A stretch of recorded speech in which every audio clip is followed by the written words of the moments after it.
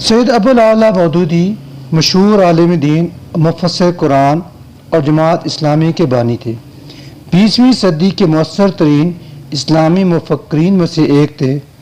ان کی فکر، سوچ اور تصانیف نے پوری دنیا کی اسلامی تحریکات کے ارتقاء پر گہرا اثر ڈالا اور 20ویں صدی کے مجدد اسلام وہ ثابت ہوئے۔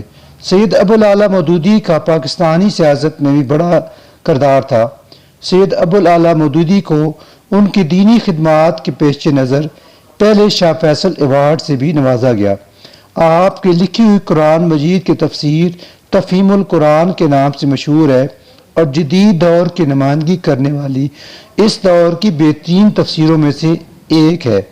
سید ابوالعلا مودودی 1903 بمطابق 1321 ہجری میں اورنگ آباد دکن میں پیدا ہوئے۔ آپ کے آباء و اجداد میں ایک مشہور بزرگ خواجہ قطب الدین مودود چشتی گزرے تھے، جو خواجہ معین الدین چشتی اجمیری کے شیخ الشیوخ تھے۔ سید مودودی کا خاندان انہی خواجہ مودود چشتی کے نام سے منسوب ہو کر مودودی کہلاتا ہے۔ آپ کا گھرانہ ایک مکمل مذہبی گھرانہ تھا۔ مودودی نے ابتدائی دور کے پورے 11 برس اپنے والد کی نگرانی میں گھر پر ہی تعلیم حاصل کی۔ بعد ازاں انہیں مدرسہ فرقانیہ اورنگ آباد میں 8ویں جماعت میں داخل کیا گیا۔ 1914 میں انہوں نے مولوی کا امتحان دیا اور کامیاب ہوئے۔ اس وقت ان کے والدین اورنگ آباد سے حیدرآباد منتقل ہو گئے، جہاں سید مودودی کو مولوی عالم کی جماعت میں داخل کرایا گیا۔ اس زمانے میں دارالعلوم کے صدر مولانا حمید الدین فراہی تھے، جو مولانا امین احسن اصلاحی کے بھی استاد تھے۔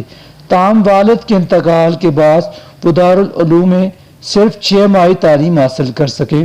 کیونکہ سید مودودی لکھنے کی خداداد قابلیت کے حامل تھے، اس لیے انہوں نے قلم کے ذریعے اپنے خیالات کو لوگوں تک پہنچانے اور اسی کے ذریعے اپنا معاش کا ذریعہ بنانے کا قلم کو فیصلہ کیا۔ چنانچہ ایک صحافی کی حیثیت سے انہوں نے اپنی عملی زندگی کا آغاز کیا اور متعدد اخبارات میں مدیر کی حیثیت سے کام کیا۔ اسلامی پردے کی حمایت میں ایک کتاب انہوں نے تحریر کی، جس کا مقصد یورپ سے مرعوب ہو کر اسلامی پردے پر کیے جانے والے اعتراضات کا جواب دینا تھا۔ مسلمانوں میں سے فرنگی تہذیب کی مرعوبیت ختم کرنے میں وہ کسی حد تک کامیاب ہوئے۔ سید مودودی نے ترجمان القرآن کے ذریعے ایک پابند اسلام جماعت کے قیام کی تجویز پیش کی اور اس سلسلے میں ترجمان القرآن میں مضامین بھی شائع کیے۔ جو لوگ اس تجویز سے اتفاق رکھتے گئے وہ 26 اگست 1941 کے لاہور میں جمع ہوئے اور جماعت اسلامی قائم کی گئی۔ جس وقت جماعت اسلامی قائم ہوئی تو اس میں پورے ہندوستان میں سے صرف 75 افراد شامل ہوئے تھے۔